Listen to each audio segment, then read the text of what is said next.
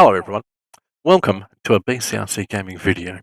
Today we're going to jump into the direct facts about Forza Horizon 5. I've seen a few reviews of this game and they generally seem to touch on all the fluffy, lovely bits and skip over all the horrible game-breaking bugs. What we're going to do, we're going to fire up a bit of driving around. We're currently looking for a barn find.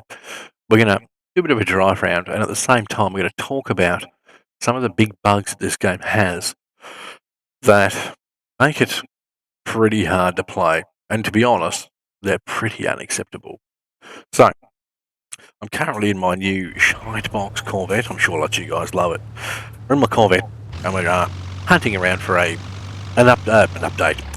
That's what we are hunting for. This game needs one badly. We're hunting around for a barn find. So, first thing we're going to touch on, you can see my mouse cursor. This is supposed to disappear. It doesn't. Okay, so that's a tiny one. We can move that out of the way, that's fine. Turn left.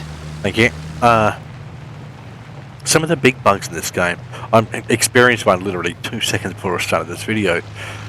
Every now and then when you're driving around, your car just randomly dead stops. There's no warning, there's no rhythm or reason, it doesn't slow down and stop. It insta-stops. It goes from whatever speed you're doing.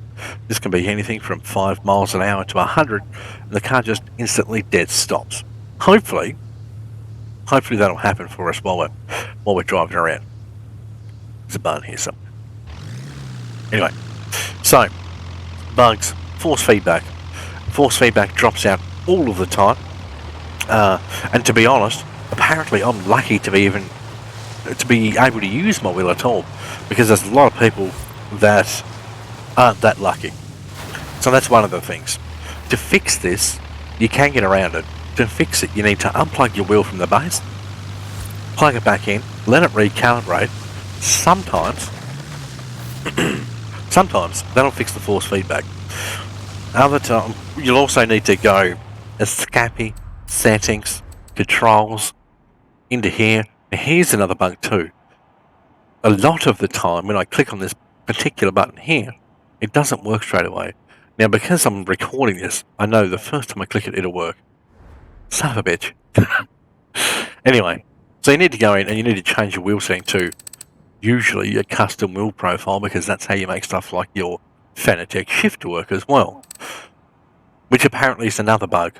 I've seen on the Forza Horizon page that you can't actually use the Fanatec shifter. Let me to bring up the issues list, shall I?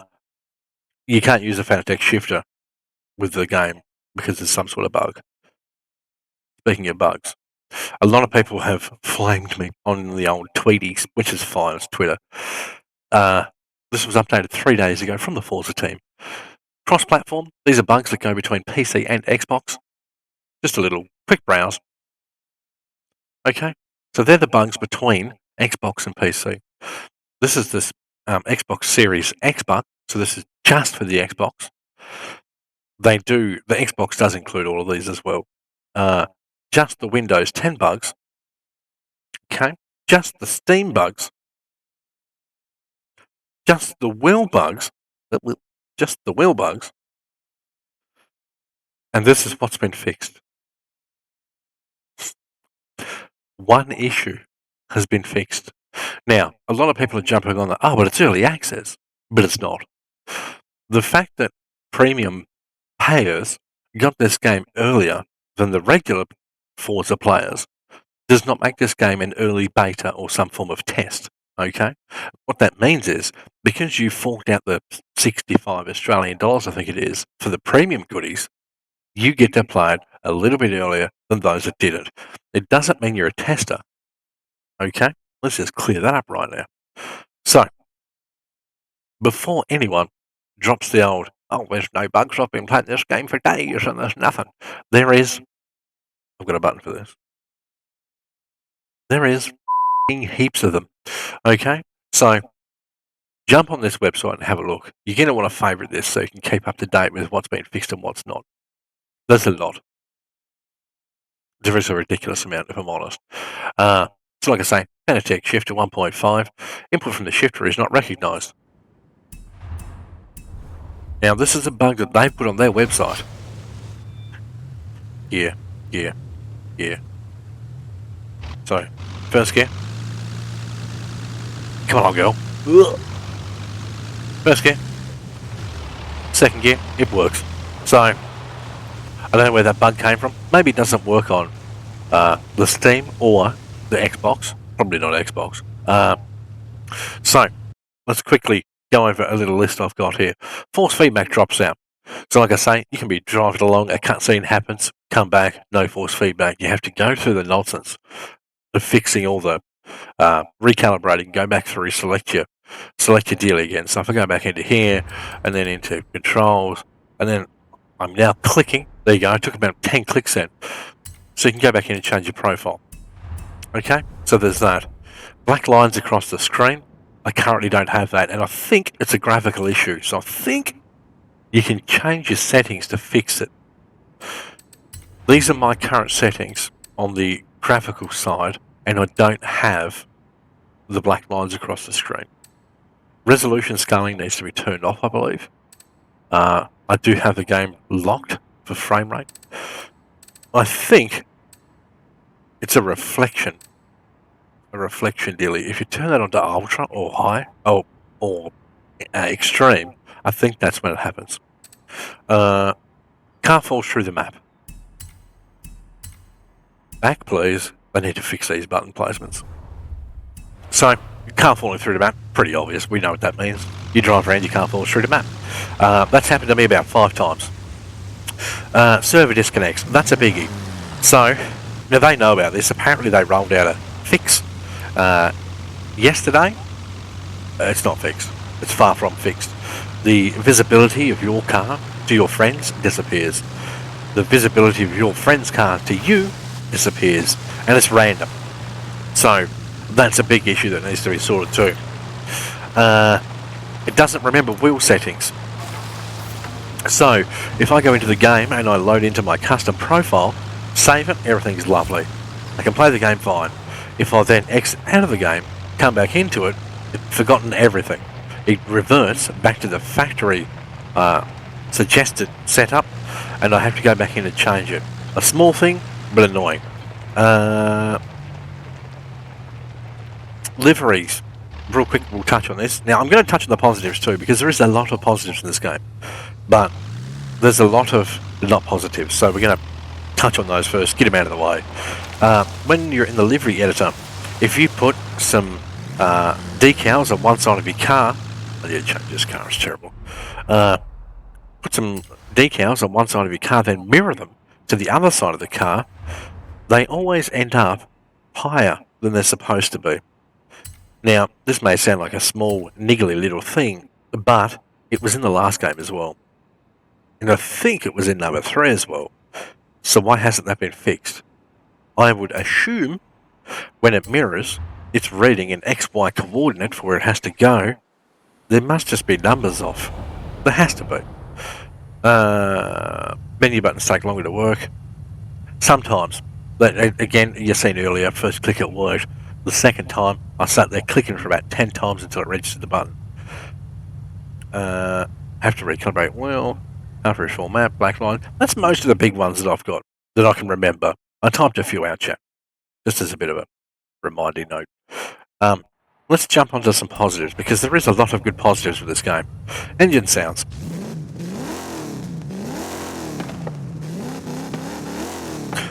The new sounds are fantastic. They're a world ahead of the last game. Oh, I just remembered a thing. Okay, I'm in interior view. I'll drive around. This generally only happens at night. So you'll be driving around. I kind of need to go up and down a hill. The game seems to adjust its exposure by itself, and to the point where when it's getting dark, it adjusts it so high and so low that you can't see where you're going. You can't see the road. It's rather frustrating, if I'm honest.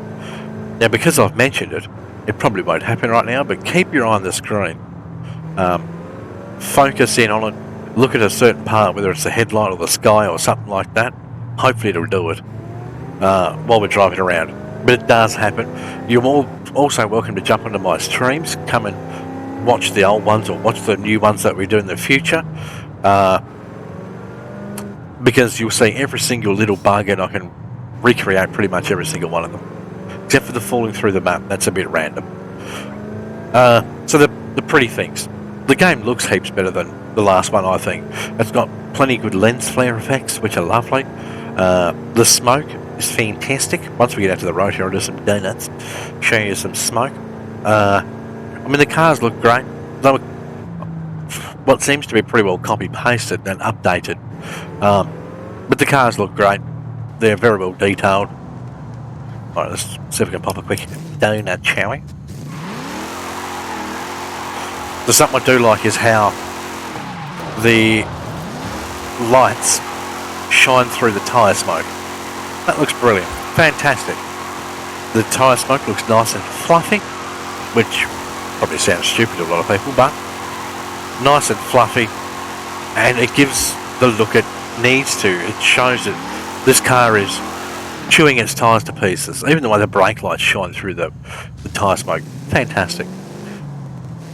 I do wish we had the option to turn up how much smoke we had. So, for example, if I'm sitting here doing a burnout, you don't get a whole lot of smoke.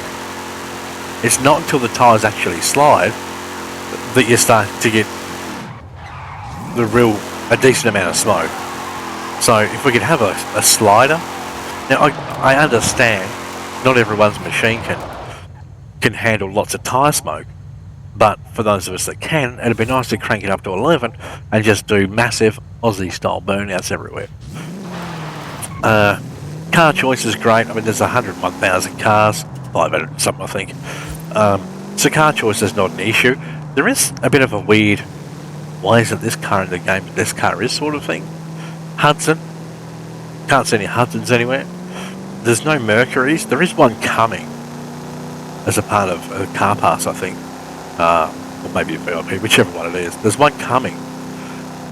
But the Mercury Cougar's no longer in there, which is a bit of a shame. And I'm sure some of the boys said there's other cars that they really expected to be in the game that they're not there. They've been in previous iterations, but they're not in this one. They've kept things like 101 different types of Lancer and RX-7, but interesting classic cars have disappeared because of it. Weird. Right, so we're going to keep cruising around. Hopefully I can recreate the adjusting light. Force feedback, I will say, as much as sometimes it's a pain it doesn't work, when it is working, it is heaps better than FH4.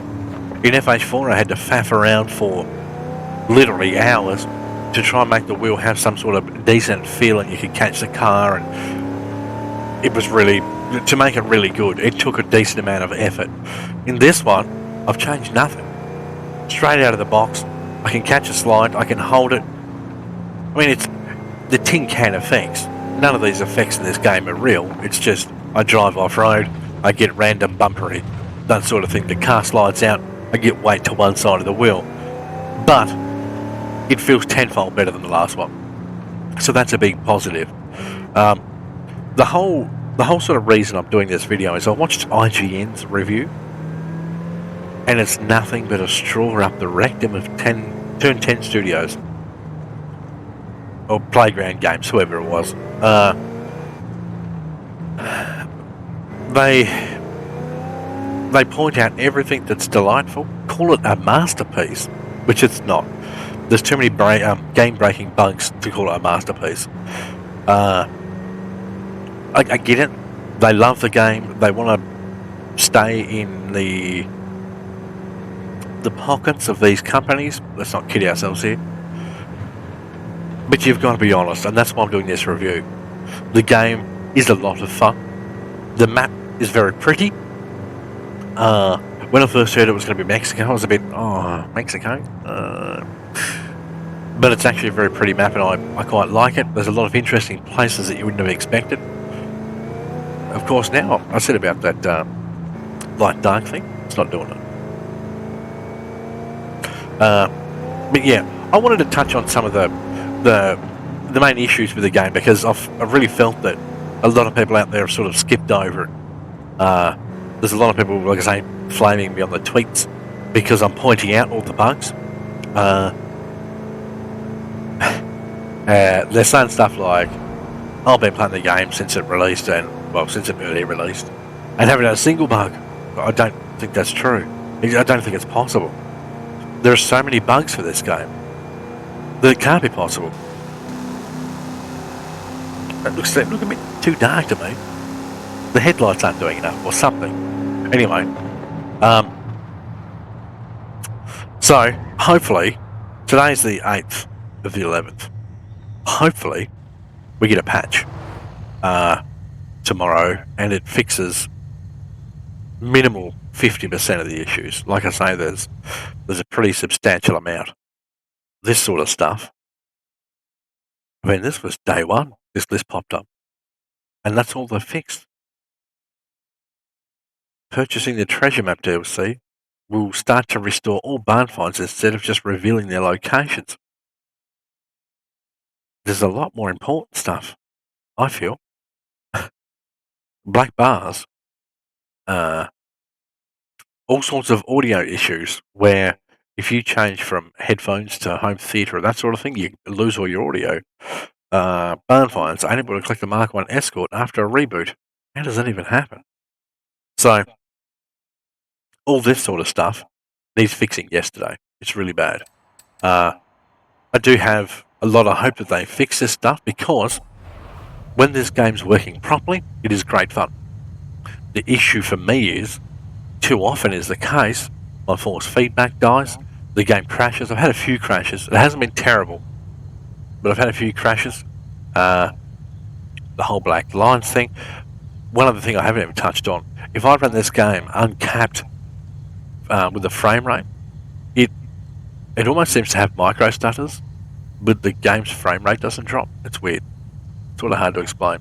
It's almost like your car's driving 100 miles an hour, but every now and then the speed of everything around you drops to 95 for a split second and then back up. Doesn't make any sense. Anyway, I hope you guys enjoyed this video. It's a pretty honest look at this game.